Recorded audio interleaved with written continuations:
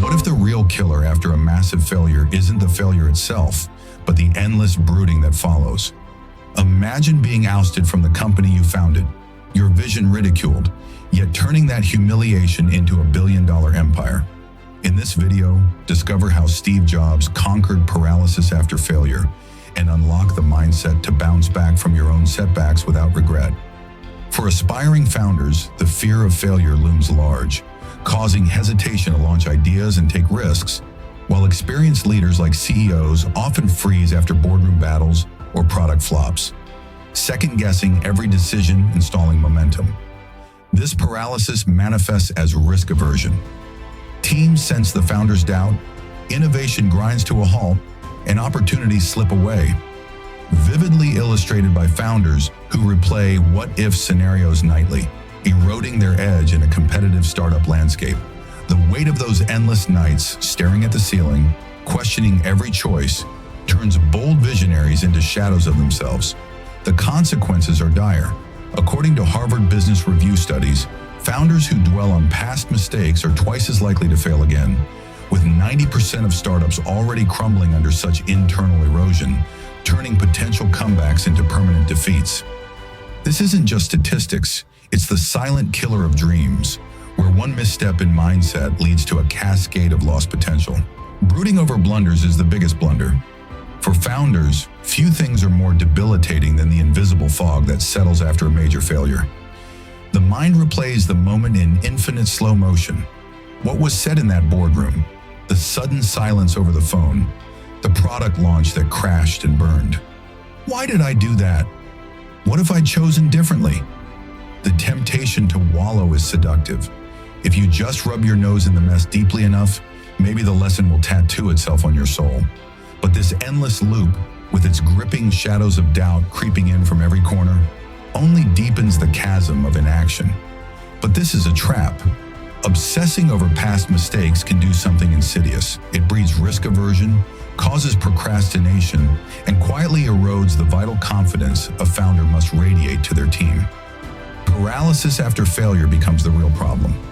In startup leadership's crucible, the inability to move past mistakes is lethal, as the fire of ambition flickers and dies under the weight of unrelenting self-doubt.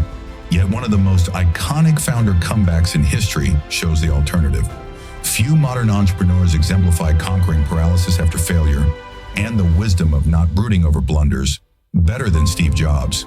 His ouster from Apple in 1985 was humiliating in public, the archetype of entrepreneurial failure. The visionary who'd shaped Apple's ethos was rejected, his leadership and products openly questioned. Jobs was only 30, and both investors and journalists pronounced his career dead. But rather than marinate in regret, Jobs demonstrated that the way out of darkness is never back through the gates of self-recrimination, but headlong into new frontiers. This mindset shift, the absolute refusal to let failure anchor your spirit, became the engine that powered not only Jobs' eventual return, but a tidal wave of innovation that would reshape global technology and culture, wave after relentless wave crashing against the shores of impossibility. In 1985, after a bruising power struggle with Apple's board, fueled by poor Mac sales and mounting pressure from CEO John Sculley, Steve Jobs was forced out of the company he co-founded. His stardom had faded and his mistakes were spotlighted. The highly publicized failure of the Apple Lisa, clashes over Macintosh's future, and questions regarding his management style. Behind the boardroom doors, the mood was cold calculation. Apple's directors and executives decided Jobs was, in fact, expendable.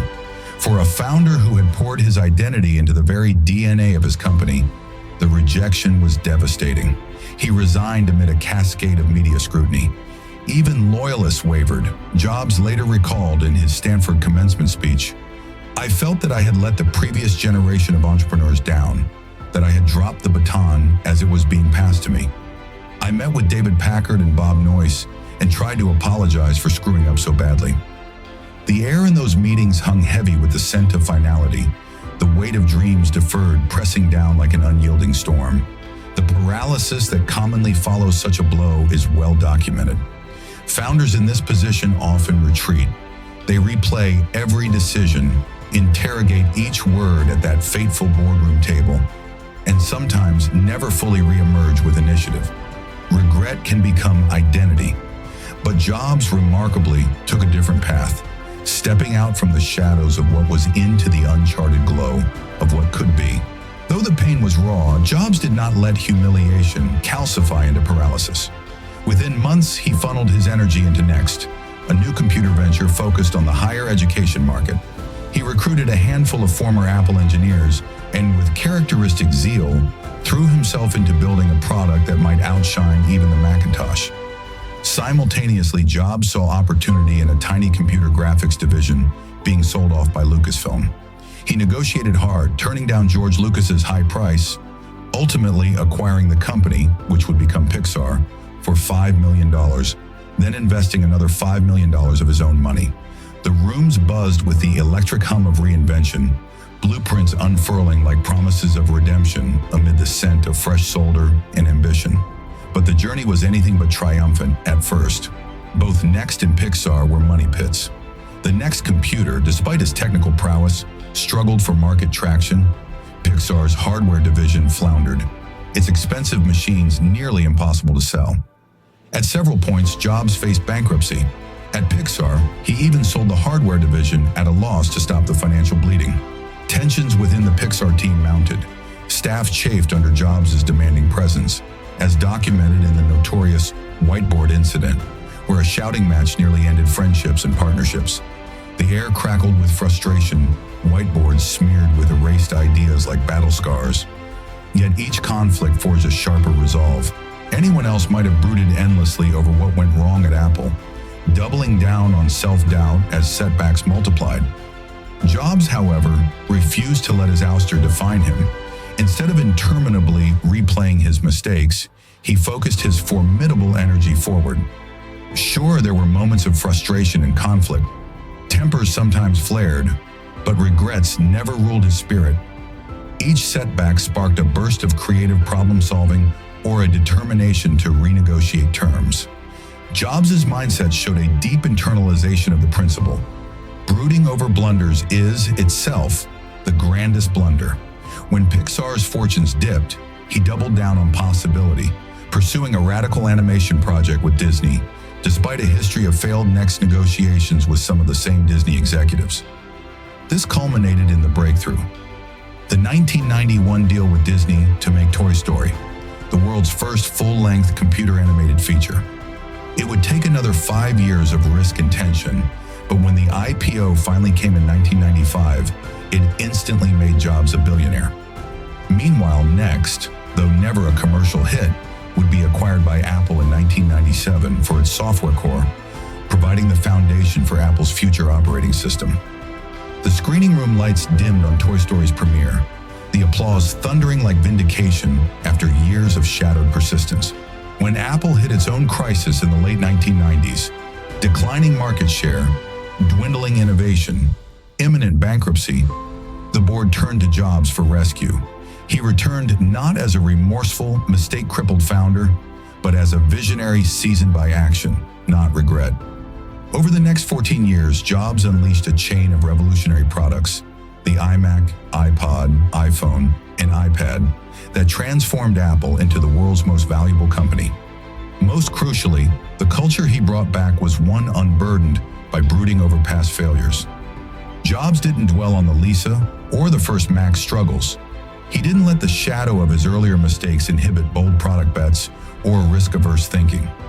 In doing so, he modeled for Apple's team and for millions of founders worldwide that after a fall, what you do next is always more important than what you did before. Steve Jobs' failure in Apple Ouster became the raw material for a founder comeback that has entered entrepreneurial legend. By overcoming paralysis after failure, Jobs exemplified how focusing on forward motion, rather than fixating on past errors, can restore creative risk-taking and re-energize a founder's personal and organizational story. Brooding over blunders is the biggest blunder. The surest way through the wreckage of failure is to resist paralysis, refuse self-condemnation, and instead focus on creation, even if the odds seem impossible. Here's how founders can apply Steve Jobs' post-failure recovery approach. 1. Limit rumination by imposing a reflection deadline. After a failure, allow yourself a specific window, e.g., 1 week, to dissect what went wrong. Write down the lessons. Then, as Jobs did, close the chapter and redirect your energy to new projects. This disciplined boundary, like a gate slamming shut on yesterday's ghosts, clears the path for tomorrow's breakthroughs. 2. Channel frustration into immediate new initiatives. Whether it's starting a new prototype, exploring a fresh market, or taking a creative risk, action breaks the self-reinforcing loop of regret. 3. Insulate your team from your regrets. Jobs never moped to his new employees about the Apple Ouster. Instead, he inspired belief in NeXT and Pixar's futures. As a founder, broadcast confidence, even as you process uncertainty privately. The words you choose in that next team huddle can ignite sparks or snuff them out forever. 4. Transform blunders into fuel for bold moves. Use the insights from failure to push for smarter, not safer, decisions in your next venture. The Pixar deal wasn't cautious, it was bolder than anything Jobs had ever tried. 5. Rewrite your narrative. See yourself not as the one who failed, but as the underdog rising through action. Make the next chapter of your story so compelling that the last chapter is simply context for your comeback. Let Steve Jobs' journey after his Apple Ouster remind you, the greatest defeat is not the stumble, but the lifelong pause that follows if you dwell there. For every founder, the future belongs to those who move, again and again, past yesterday's blunder, onto tomorrow's adventure. The main lesson: after failure, the path to victory lies not in brooding over blunders, but in immediate, regret-free action that reignites your innovative fire. Like Jobs, remember, your greatest comeback starts the moment you choose motion over mourning. Step forward, founder, and claim the future you were built for. Comment below with the one failure you're ready to move past and how you'll apply Jobs' mindset. Like if this inspired your next bold step, and subscribe for more founder comeback stories.